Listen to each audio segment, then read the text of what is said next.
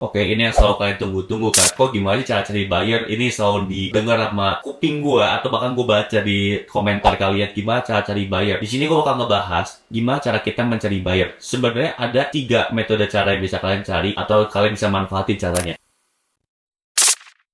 Yang pertama, kalian bisa manfaatin platform online. Platform online yang ngasih database ke kalian. Misalnya kalian bisa pakai Alibaba, kalian bisa pakai Global Search dari Hong Kong, atau kalian bisa pakai Made in China dari China, atau kalian bisa pakai Trade India dari India, atau mungkin dari EC21 dari Korea, atau mungkin Export Hub dari USA. Nah, ini tuh platform-platform atau mungkin gitu yang paling umum dipakai adalah Go Forward Business dari India. Itu kan yang selalu didengar sama para eksportir. Cuman ini tuh semacam trik yang mungkin kalian bisa coba. Kenapa? Ya dari gue ngomong, kenapa gue sebut dari negara dari platform itu dan ada negaranya? Karena gini, ketika platform itu dari India, maka mayoritas kebanyakan yang akan diberikan database-nya adalah ada kemungkinan kebanyakan dari orang India. Sebenarnya kalian kan ada analisa nih, analisa produk tujuan kalian ke arah mana. Contoh, misalkan gue mau arah briket ke arah Timur Tengah, atau mungkin kalian mau produk jahe ke Thailand, berarti Asia. Nah, berarti kalian akan harus pilih platform online atau platform database yang memang domisili atau origin pembuatan platform online itu dari negara tersebut. Itu karena itu kemungkinannya akan lebih besar. Contoh, kirim coklat ke India, maka kebanyakan buyer-buyernya kita bisa pakai Go Forward, itu bisa aja pakai Go Forward. Satu hal yang harus gue mention, bahwa kalau kalian pakai platform digital atau platform online seperti ini yang memberikan database ke kita, yang harus kalian ingat adalah kalian jangan terlalu bergantungan dengan database. Karena kalau kalian pakai database, secara tidak langsung kalian tuh dilatih menjadi pemalas ke depannya. Karena kan jadi gampang dikasih database. Sedangkan kalian tuh nggak tahu database itu tahun kapan. Mungkin benar tahunnya 2024, bulan tanggal sekian udah sesuai, tahun 2025, nanti mungkin di masa depan, mungkin video ini masih ada di tahun depan ya. Tapi ketika kita ngomongin platform online itu, kalau gue sebagai web development dan gue pengen ada database banyak, itu bisa aja gue masukin database yang udah lama-lama gue masukin lagi, ini masih baru gitu. Ada Y ini, itu bisa aja. Gue ngasih tau buruk-buruknya juga ya, kalau kalian mau pakai platform online. Cuma ada aja yang kalau misalnya kalian mau pakai database dari situ, dan itu ternyata emailnya masih fresh dan baru. Cuman coba kalian pikirin dan kalian bayangin, database yang diberikan, berapa banyak juta orang yang akses ke website itu atau ke platform digital itu. Ibaratnya kalian tuh ada satu database baru yang masuk, berapa juta orang dengan komoditi itu yang bermain di komoditi dan memberikan offering letter ke buyer kalian. Secara langsung kalian tuh bersaingan dengan jutaan orang. Jadi jangan terlalu berharap dari platform digital. Paling penting apa? Maksudnya yang paling efektif adalah apa? Datanglah ke pameran dagang internasional. Contoh, kita ngomong ke Expo Indonesia, acara dari Kementerian Perdagangan yang selalu diadain setiap tahun di bulan Oktober. Acara Expo ini kan benar-benar secara offline kita akan bertemu dengan buyer. Kalian boleh datang sebagai exhibitor atau kalian pun boleh datang secara online. Karena kan kadang ada hybridnya. Nah, aku nggak tahu sampai sekarang masih ada hybrid apa enggak, jujur aja. Kemarin waktu kita kalau masih di zaman COVID, mereka tuh online-nya. Hybrid jadinya. Buyer-buyer yang akan datang itu adalah buyer-buyer yang diundang dari pihak ITPC atau atas perdagangan ya. Itu pihak dari pemerintah juga yang udah ngebantu kita di bisa ekspor. Kesimpulannya, pameran dagang itu juga bisa membantu kita. Gak harus ke Expo Indonesia, banyak banget pameran di internasional yang sekarang udah mulai muncul. Tapi kok kemarin ada acara GTEX tahun 2024, ini baru lagi nih. Mungkin kedepannya akan menjadi Expo kedua, mungkin aja. Itu masih banyak sebenarnya. Nah, tapi yang harus kalian siapin ketika kalian datang ke pameran dagang seperti itu, at least nih ya, ini yang paling simple. Kalian siapin kartu nama kalian dan produk katalog kalian dan company profile kalian. Kalau misalkan memang kalian membuka booth di sana, pahamin produk knowledge, pahamin alur bisa ekspor. Setelah kalian merasa sudah siap, barulah kalian terjun ke lapangan, kalian jualan di sana. Pelajari teknik komunikasi dan sales seperti apa, barulah nanti kalian boleh ke sana. Karena menurut gue akan sia-sia kalau misalnya kalian belum paham, tapi kalian terjun ke sana. Itu akan menghabiskan uang.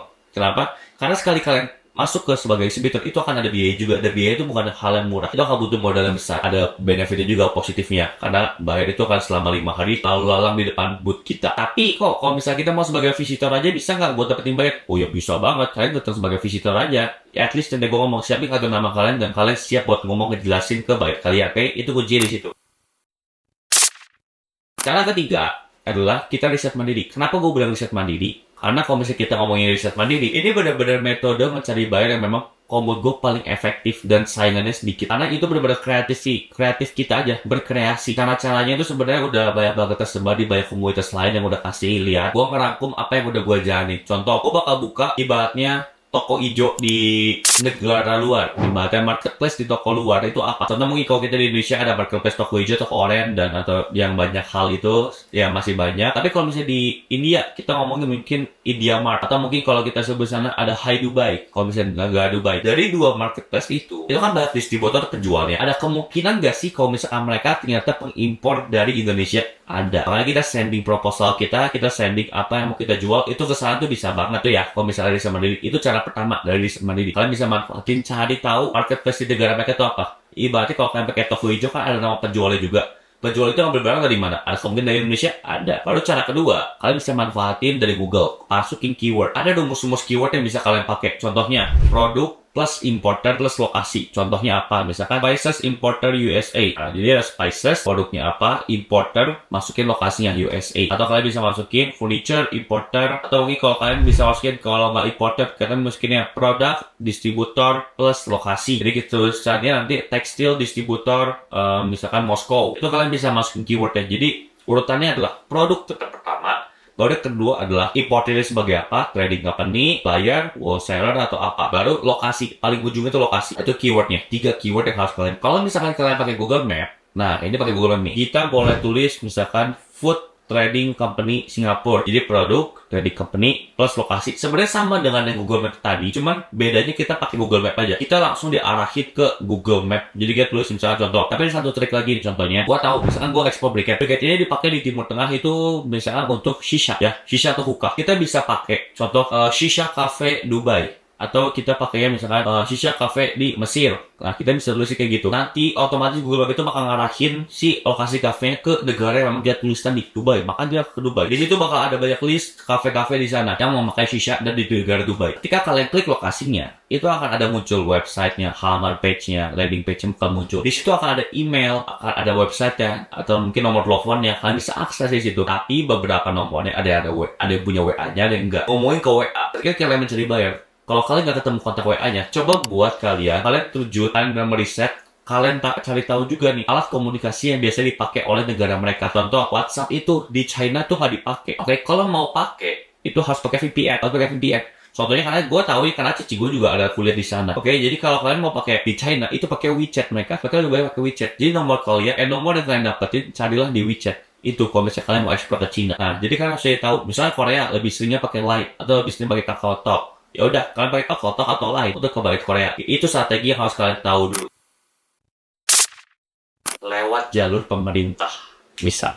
Nah, kalian tuh bisa pakai website, buka website inaexport.id. Nah, ketika kalian buka website inaexport.id, kalian tuh bisa, itu semacam website perdagangan kayak kita sebut mungkin Indonesia Marketplace, tapi untuk ke arah ekspor. Website pemerintah ini sengaja dirancang oleh pemerintah untuk menjual barang-barang di Indonesia ke luar negeri, benar-benar dipajak. Syaratnya kalian sebenarnya cukup punya NIB untuk kalian daftarnya, untuk kalian masukin produknya, nanti ada filterisasi di sana, ada verifikasi. Nah, kalian bisa minta di sana untuk dimasukin produk kalian ke inaexport.id. Nah, atau kalian juga bisa manfaatin ke atasnya perdagangan atau ITPC. Biasanya ketika gue kembali lagi ngelakuin bisa ekspor, ada pihak atasnya perdagangan atau pihak ITPC yang bisa bantu gue. Kalau kita ngomong promotion center, dia yang mempromosikan. Nah, kita tuh bisa banget buat berarti kita kasih produk katalog kita ke pihak ITPC buat bantu dipasari ke ekspornya. Nanti mereka akan mengarahkan, oh ketentuannya seperti ini, itu harus seperti ini. Nanti mereka bisa bantu juga untuk melengkapi juga syarat regulasi yang harus kita ketahui. Kalau misalnya tadi kita cari tahu secara online, kita pun bisa komunikasiin. Cara kita tahu kontak Kemendak atau kita tahu kontak ITPC atau kontak atas perdagangan, kalian bisa buka website kemendak.go.id dan kalian bisa masukin keywordnya misalkan ITPC atau atas perdagangan. Nanti kalian bakal diarahin kontak-kontaknya gitu. Jadi kalian buka websitenya, itu bakal ada kontaknya dan kalian email ke mereka. Karena itu ada nama pejabatnya siapa sampai ke emailnya. Kalau kita ngomongin udah tahu nih gimana cara mencari buyer, yang sekarang bakal kita bahas adalah alat promosi bisnis ekspor. Alat promosinya adalah website. Klik ada website, ada WhatsApp. Kalau misalnya emang kalian mau pakai WhatsApp, kan basicnya di Indonesia pakai WhatsApp aja ya untuk bisnis. atau kalian bisa pakai email introduction, ada email follow up. Nah, kenapa gue ngomong ada email introduction, ada email follow up? Ketika kalian sudah meng-email dan tidak dibalas, kalian bisa pakai email follow up. Baru manfaatilah ChatGPT atau pakai AI apapun yang bisa ngebantu kalian untuk ini bisnis ekspor. Kalian mau riset-riset negara pasar tujuan, atau mau kalian mau berhubungan dengan bikin desain atau bikin materi untuk product knowledge, kalian tuh bisa tanya semua apapun itu ke ChatGPT. Manfaatin juga bikin untuk yang nomor 6 adalah galeri produk. Lalu bikin produk katalog, lalu company profile, lalu sosial media. Itu adalah 9 alat promosi yang bisa kalian pakai di bisnis ekspor. Gue mungkin bahas yang paling utama aja, website. Website itu menjadi semacam pintu dagang, alat pertama yang bisa kita pakai di bisnis ekspor. Kita manfaatin SEO yang baik seperti apa, kita gunakan cara-cara seperti itu buat kenalin kita ke dunia ekspor. Karena website itu semacam rumah kita yang kedua. Rumah kita dalam bentuk digital. Buyer itu bisa ngeliat rumah kita di sana. Kita jualan apa, company kita seperti apa, visi misi kita seperti apa, kita masukin di sana. Oke, mungkin segitu aja. Gue udah jelasin alat promosi buyer, gue udah jelasin gimana cara mencari buyer menurut cara gue. Dan mungkin kalau teman-teman masih ngerasa kurang, teman-teman boleh banget buat join di mentoring kelas gue. Gue bakal sharing lebih baik di sana juga. Ini bukan sekedar promosi, tapi memang karena gue yakin bahwa akan lebih detail kalau misalnya gue jelasin secara one on one, misalnya secara langsung dengan kalian. Gue bisa jelasin secara langsung, secara kompleks dengan kalian. Oke, thank you.